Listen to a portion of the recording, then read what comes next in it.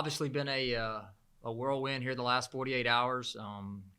We're able to get the guys on the field Sunday evening after our AD, Brent Jones, met with the guys. And so wanted to get them out on the practice field as soon as possible just to get some normalcy in what we were doing. Then we took yesterday off to let those guys focus on their academics coming towards the end of the school year, end of the season. And really let them focus on anything that they needed to handle in that regard. And it also allowed us coaches to start game planning for this week's game against Georgia State. Able to bring them in here today. We'll practice here this afternoon and start getting our guys prepared for a big game, an opportunity to still make a bowl against a great opponent, probably one of the hotter teams right now in the Sun Belt. And definitely a physical football team, and we got our work cut out for us for sure this week. We need to have a great week of practice. Any questions?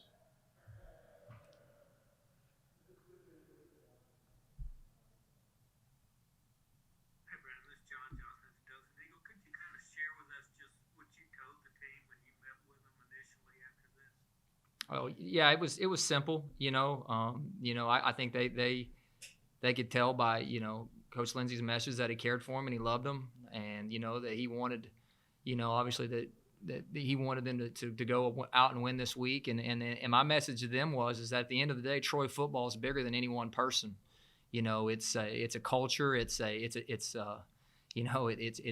football players, it's fans, it's administration, and there's so many moving parts within this program, and whether I'm the coach or whoever's the coach, Troy football is going to continue to be successful. And at the end of the day, these football players, that's what Troy football is about.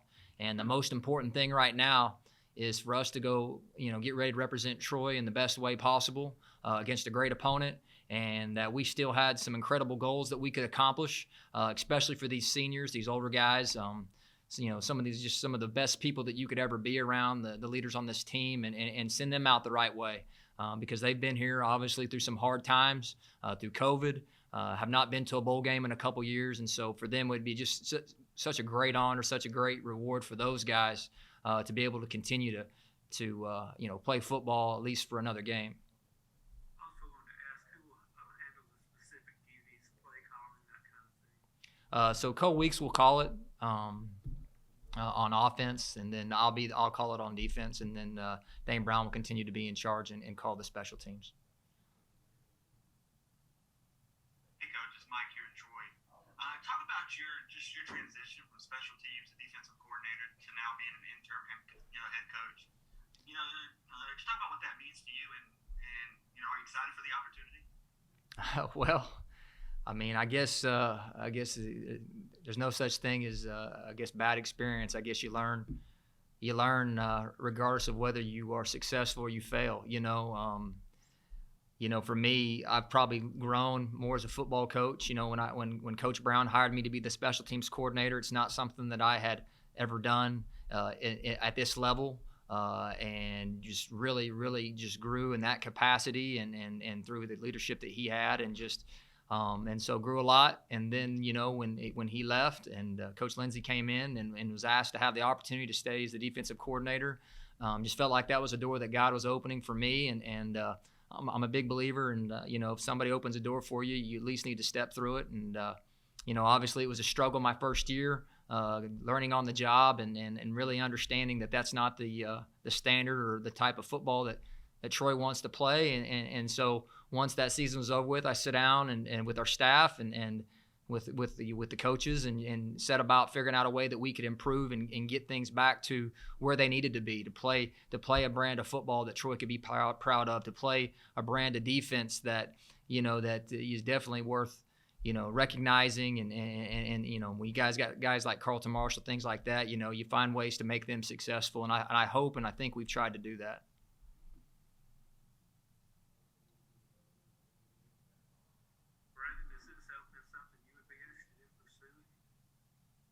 As far as right now, it's not something. I have not put my name in the hat. I have not talked to our athletic director about that. I'm just focused right now on this game and on our players. I love these guys. I've spent 4 years of my life with them, and they're not just people; they're my family, and I know that they're hurting. Anytime there's transition or change, there's a lot of mixed emotions, and for me, the hardest thing I've had to do was just constantly remind them of all the good things that they've accomplished and what we still can accomplish, and just to get all the naysayers and all the negativity that comes from these situations out of their head, and just to focus on us, on Troy football, and on the people in this locker room. If God calls me to be a head coach one day, then that door will open, and I'll entertain it at that time. But that has not been the case. I feel like right now this is where I need to be, and all my energy is focused on helping Troy to be the best it can be this Saturday. Anybody else for Coach Hall? Brandon, I did have one more question. As far as the recruiting over the next couple of weeks, until someone is hired, how is that going to work? So, because of the situation last year with with COVID, we had a lot of super seniors and did not really have a lot of room to sign a bunch of 2022 guys, and so we have 5 committed right now. Wonderful people that are definitely Troy types of guys. They're better people than they are football players. And in talking to our athletic director, he's going to reach out to each and every one of those guys. He's going to honor those commitments. Because he, like he said, we gave our word, then we're going to stand by that, which I believe is the right thing to do. They're going to be great players here, regardless of who the coach is. And so from that standpoint, until they decide who they want the leader to be, the next head coach, we're kind of in a holding pattern as a staff moving forward, because obviously that person needs to make those decisions and definitely have input. But at the moment, we're full for this class, and we're going to honor those commitments. And then when the next person comes in, he can move forward with the plan that he feels best for this football program.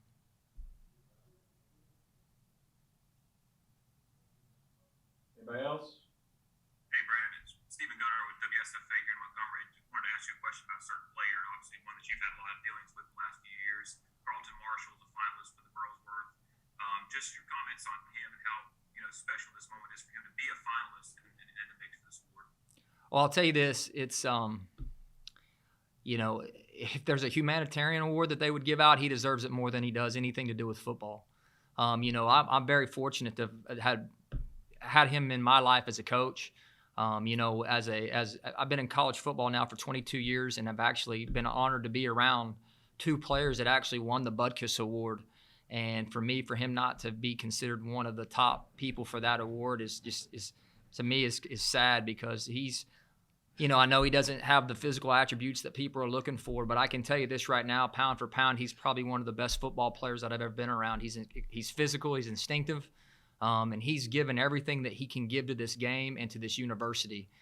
There's not going to be a whole lot left in his body when he plays his last game at Troy. He is, he's probably played more games hurt, injured, and probably should not have played than any player that's played at Troy. And if you ask him every day how he's doing, he's always going to tell you the same thing, whether his arm's broken or whatever it is. He loves Troy. He loves football. He loves his teammates, and I hope one day that my son has a lot of those same qualities.